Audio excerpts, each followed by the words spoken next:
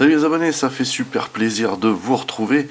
Bienvenue dans une session unboxing euh, X-Wing, pardon, V2. Et nous allons terminer cette série de déballage de premiers vaisseaux sortis, entre guillemets, avec le seul vaisseau qui me manquait, le dernier que je n'avais pas, le Chasseur Fang. Donc je vais le découvrir en même temps que vous. Ça va être d'autant plus plaisant. A priori, il a l'air de déchirer déjà visuellement. Car en fait il me manquait deux vaisseaux, mais j'ai réussi à choper un quad jumper entre deux. Et oui, j'ai eu de la chance. Bon, non pas qu'il soit extraordinaire, mais il a quand même un look particulier ce vaisseau. Mais celui-là, voilà. Celui-là, comment dire, il suscite ma curiosité. Et donc nous allons tout de suite regarder l'emballage. Emballage habituel avec Star Wars X-Wing ici. Star Wars X-Wing également là. En dessous, rien. Ici, le très beau Chasseur Fang, j'aime beaucoup ce look, avec bien entendu la faction ici des scélérats, voilà, pour ceux qui ne le savaient pas. Ici, l'intitulé, de l'autre côté, pareil, et au dos, Star Wars X-Wing, donc l'intitulé. Ici, le laïus concernant les extensions, le laïus concernant le Chasseur Fang lui-même, un descriptif succinct du matériel, le prix. On nous rappelle qu'il faut une boîte de base. Ici, on a la taille des sleeves, âge pour plus de 14 ans, les logos. Et voilà. Donc, sans plus attendre, on se l'ouvre.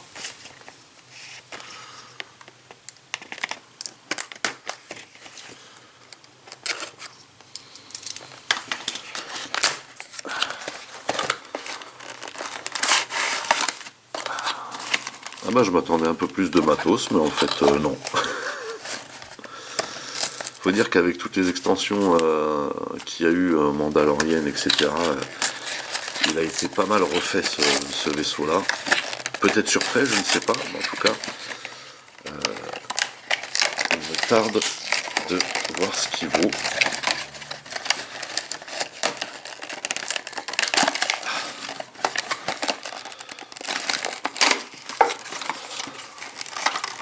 Ah, bah ok, par ici.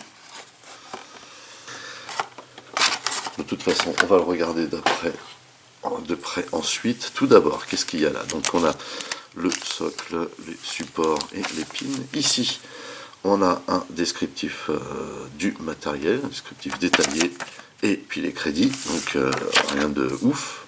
Voilà. Et ici, on a des cartes et deux planches au dépunchage. Bon.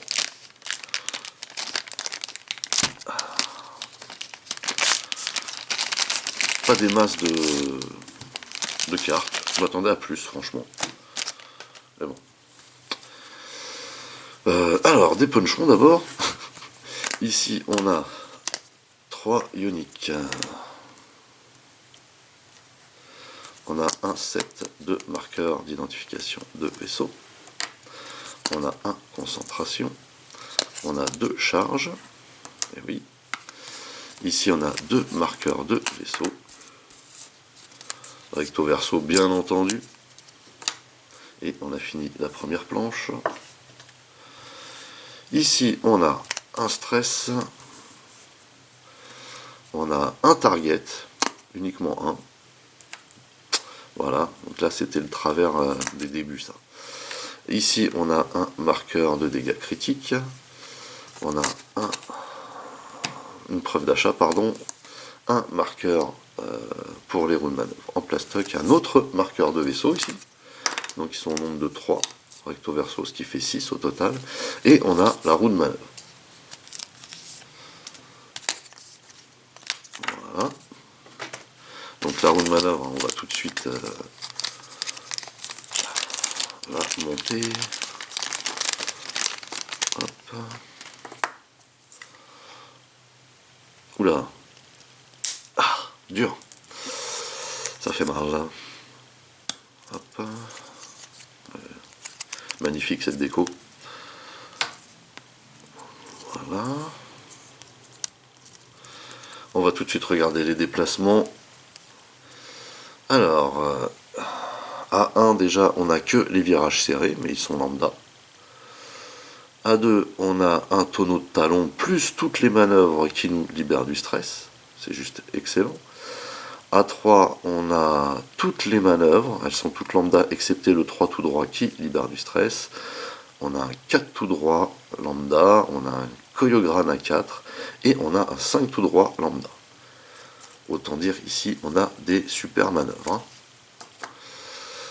Et donc, alors, on va prendre Fenro. On va monter le vaisseau sur son socle, hein, bien sûr. Hop. Et on va le regarder également. Hein.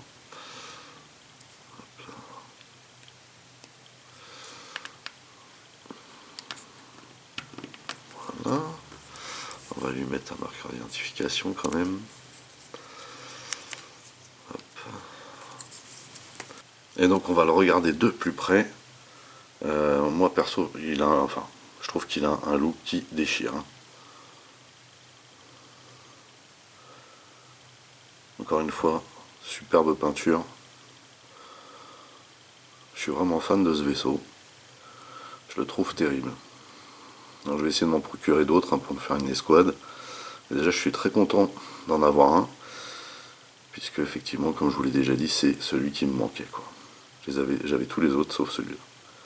Il est terrible ce vaisseau. Je le trouve vraiment super fun. Et très très réussi en tout cas. Magnifique. Et sur son socle donc,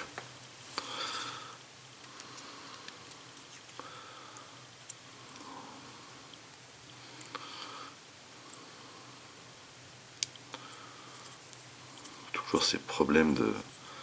Pour que les vaisseaux ils soient droits par rapport à leur socle, c'est galère ça. Oh.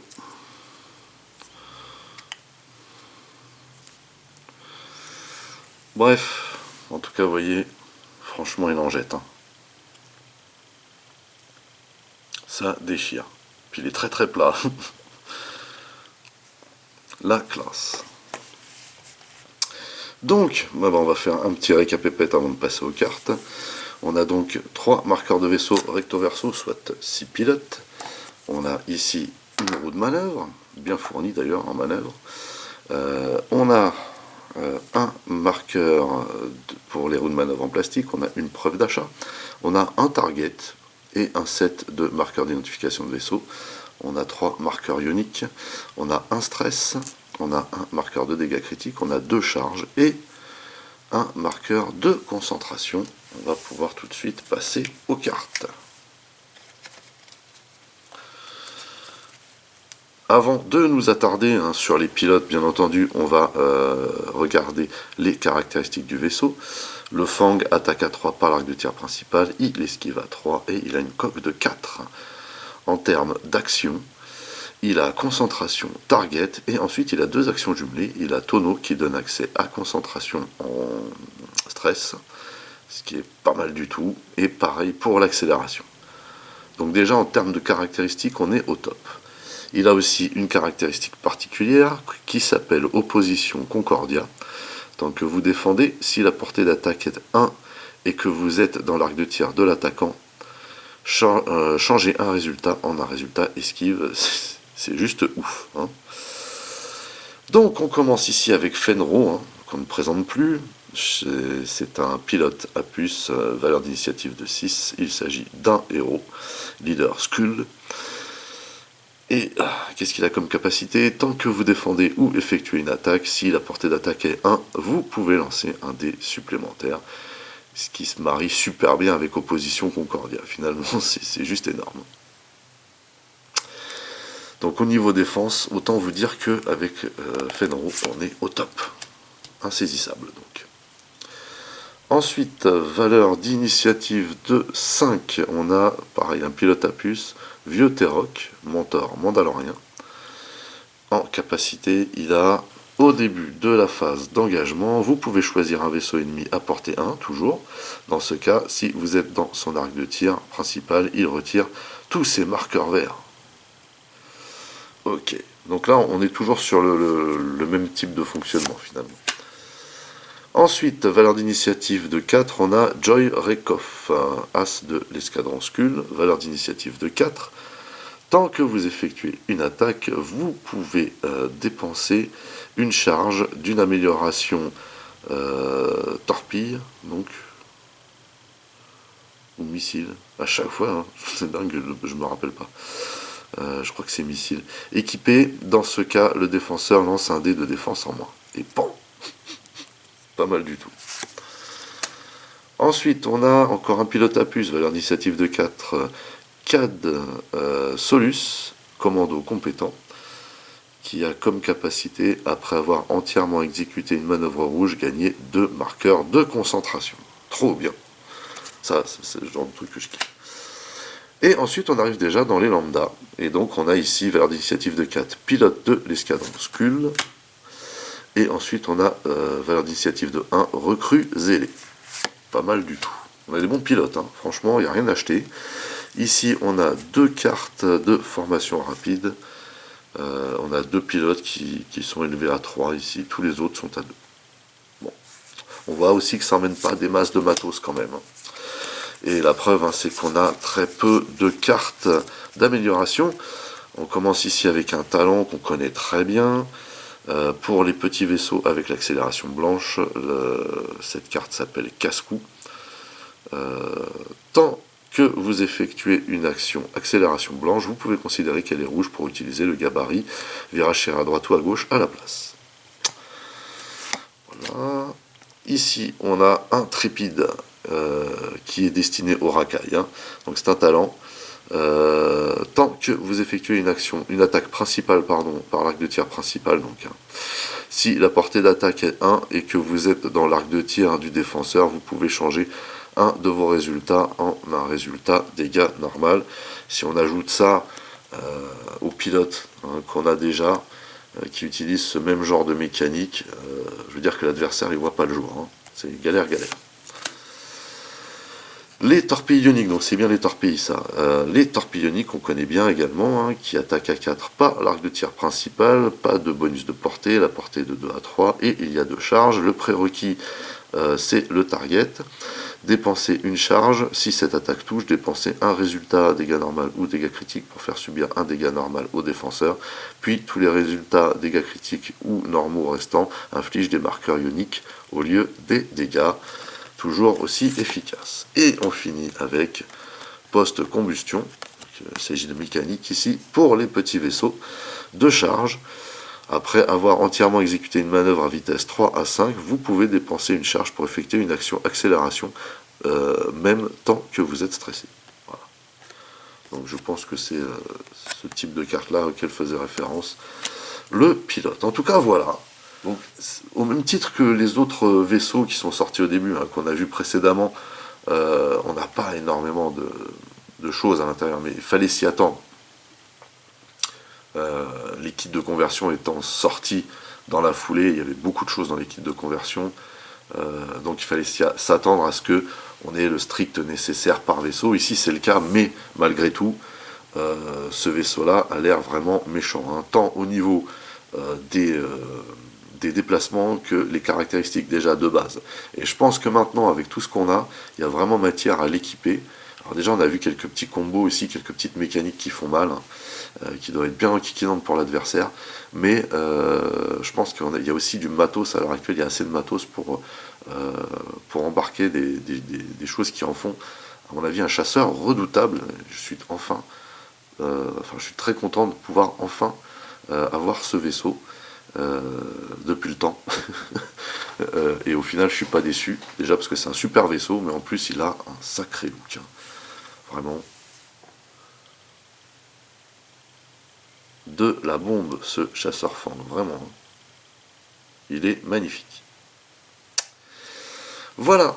Eh bien, écoutez, ainsi s'achève cette série d'unboxing un peu rétro, hein, puisque il s'agit de vaisseaux qui sont sortis quand même il y a 4 ou 5 ans. On achève cette série avec le chasseur fang. Il est fort probable qu'il n'y ait plus de revue de déballage X-Wing, parce que comme je l'ai déjà expliqué, pour moi, Atomic Mass Game, voilà, ils ont tué le jeu, clairement. Voilà. Moi, comme je vous ai expliqué, je me suis arrêté aux modifications de juin 2022. J'irai pas au-delà, parce parce que je trouve que tout ce qu'ils ont fait de toute façon depuis le début, c'est ridicule au possible. Et je vais m'arrêter là parce que je pourrais dire d'autres choses. Mais en tout cas, voilà. Donc c'est bien dommage que X-Wing termine comme ça, parce que je le vois concrètement, hein, tout le monde revend ses X-Wing, les groupes ils sont morts, enfin voilà, il se passe plus rien. Il se passe plus rien. Et je pense qu'ils ont fait en sorte que ça se passe comme ça. Et c'est bien dommage, vraiment bien dommage. Ils n'ont pas su faire ce qu'il fallait pour relancer le truc. Pour moi, FFG, ils ont fait une grosse erreur en lâchant tous les Star Wars à ces gens-là. Voilà, mais enfin après, ce n'est que mon avis, ça n'engage que moi. Bref. Mais bon, allez savoir, hein. Peut-être qu'il va y avoir un sursaut, que quelqu'un d'autre va reprendre, qu'il va se passer des trucs de ouf, qu'ils vont sortir des vaisseaux de ouf. Allez savoir. On n'est pas à l'abri encore de se retrouver, ce qui me ferait énormément plaisir. En tout cas, en attendant, dans ma playlist X-Wing V2, vous avez de quoi faire. Sur ce, encore une fois, j'étais très heureux de partager ça avec vous. J'espère que vous avez kiffé autant que moi. N'oubliez pas d'aller rendre visite à mes partenaires, dont le lien figure dans le descriptif de la vidéo. N'oubliez pas également que vous pouvez lâcher des commentaires. Merci de liker, merci de partager. Pour les nouveaux, n'oubliez surtout pas de vous abonner, c'est très important. Vous pouvez également checker toutes mes autres revues et playlists, et pourquoi pas ma playlist X-Wing V2. En attendant, je vous donne rendez-vous à très très vite. Portez-vous bien, et à la prochaine. Allez, bye bye.